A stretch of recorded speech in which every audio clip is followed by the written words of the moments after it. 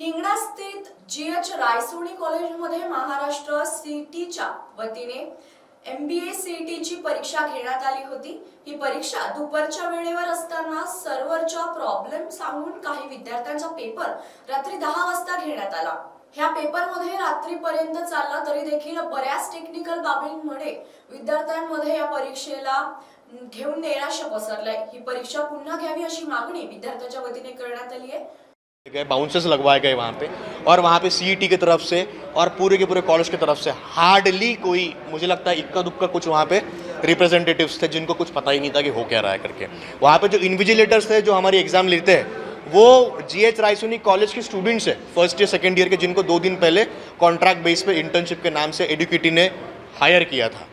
तो उनकी तरफ से कोई रिस्पॉन्स नहीं मिला, वो उन्होंने सीधा धकल दिया कि हमारा काम सिर्फ इंफ्रास्ट्रक्चरल फैसिलिटी प्रोवाइड करना था, हमारा काम एग्ज़ाम कंडक्ट कराना नहीं था। के पीछे मकसद देखिए, बहुत आप लोग एक चीज़ समझ लीजिए कि चाहे वो कांग्रेस हो चाहे वो बीजेपी हो, जो भी सरकार में बैठता है वो चाहता है कि एडमिनिस्ट्रेशन में, एग्जाम्पल टीचर्स में, शिक्षकों में अगर उनके कार्यकर्ता आ गए तो इलेक्शन के सामने किसको फेवर होगा ये आपको भी पता है।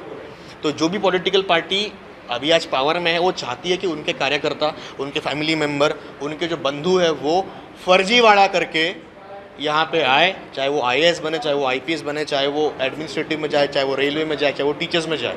वो चाहते हैं कि हमारे लोग इसमें आए और हमको आखिरी में आके मदद करें। लेकिन प्रॉब्लम उन बच्चों को होती है जो बचपन से लेके अब तक स्ट्रगल ही की है, जिनके माँ बाप ने कर्जा वगैरह लेके स्कूल की फ़ीस भरी, कॉलेज की फ़ीस भरी, और जब बात पढ़ाई में अपने आप को एक्सेलेंस में प्रूव करने की बारी आई तो वहाँ पे पेपर का फर्जीवाड़ा हुआ। और ये सिर्फ नागपुर की बात नहीं है, ये इसके पहले MP में भी हुआ, राजस्थान में भी हुआ, और जो सबसे ज़्यादा जो चर्चित केस था MP का, जिसमें शिवराज सिंह चौहान के ऊपर भी एक इंक्वायरी बैठी, और टोटल कितने लोग थे? 1200 लोग जिसके अंदर शामिल थे, और 70-80 लोगों की उसके अंदर डेथ हो गई, जिसमें से कुछ अक्यूज भी थे और जिसमें से कुछ पुलिस वाले भी थे। एक पुलिस वाले की लाश उसके घर पे ही मिली। तो इस तरीके से ये बहुत बड़ा एक नेक्सस है जो नागपुर में खुले आम काम कर रहा है, महाराष्ट्र में खुले आम काम कर रहा है।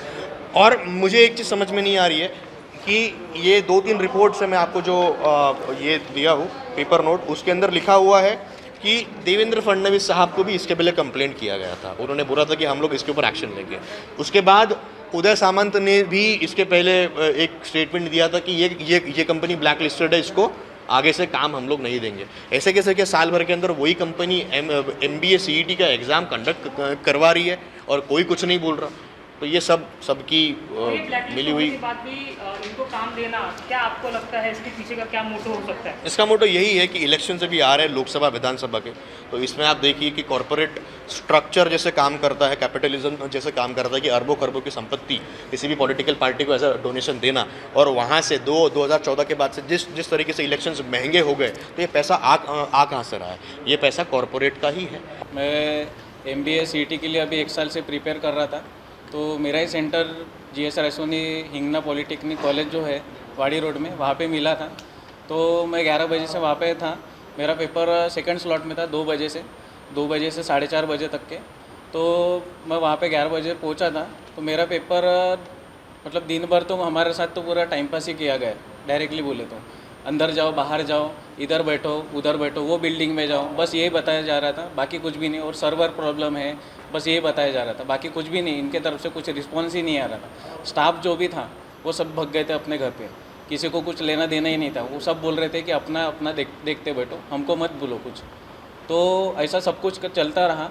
पुलिस MIDC पुलिस स्टेशन से पुलिस इंस्पेक्टर आए थे, उनके वजह से पता नहीं अभी इन्होंने फिर से कंडक्ट किया था, फिर बायोमेट्रिक हुआ और मुझे 10 बजे बैठाया गया एग्ज़ाम देने के लिए। 10:30 बजे तक के चालू हो गई थी मेरी एग्ज़ाम, और फिर वहाँ से फिर 2 घंटा मेरा एग्ज़ाम चला रात को 2 घंटा।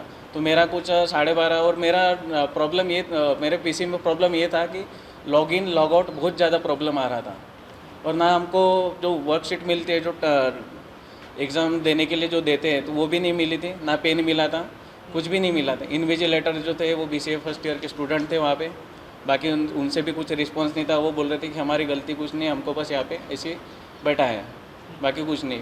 फिर मेरा कुछ 12:30 तक के हो गया और मैं 1 बजे तक के घर पे गया। तो मेरे एक ही ऐसा रिक्वेस्ट है महाराष्ट्र CET की तरफ से कि ये जो एग्ज़ाम है ये रीशेड्यूल होने को होना, क्योंकि मेरा नुकसान तो है ही है, क्योंकि मैंने 1 साल इसके लिए प्रिपरेशन की थी।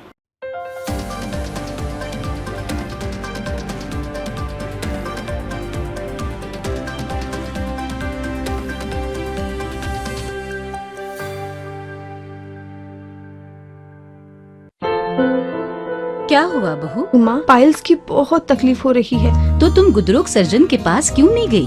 देखो, जैसे हार्ट के लिए हार्ट स्पेशलिस्ट, ब्रेन के लिए ब्रेन स्पेशलिस्ट, तो पाइल्स के लिए पाइल स्पेशलिस्ट क्यों नहीं? स्त्री हो या पुरुष, टॉयलेट में तकलीफ केवल पाइल्स ही नहीं, और भी कई प्रकार के गुदरोग तथा कैंसर भी हो सकता है।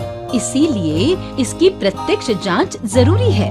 ठीक है माँ, पर जांच के लिए हम जाएंगे कहाँ? वही काले आयुर्वेदिक पाइल्स हॉस्पिटल में। लेकिन माँ, प्रेगनेंसी में पाइल्स की दवाइयाँ?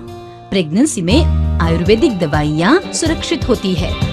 जनहित में जारी काले आयुर्वेदिक पाइल्स हॉस्पिटल, औषधि चिकित्सा तथा सर्जरी ट्रीटमेंट उपलब्ध। हमारा पता उमरेड रोड, दिघौरी बस स्टॉप के पास, नागपुर। अधिक जानकारी के लिए वेबसाइट पर जाएं kalepileshhospital.com।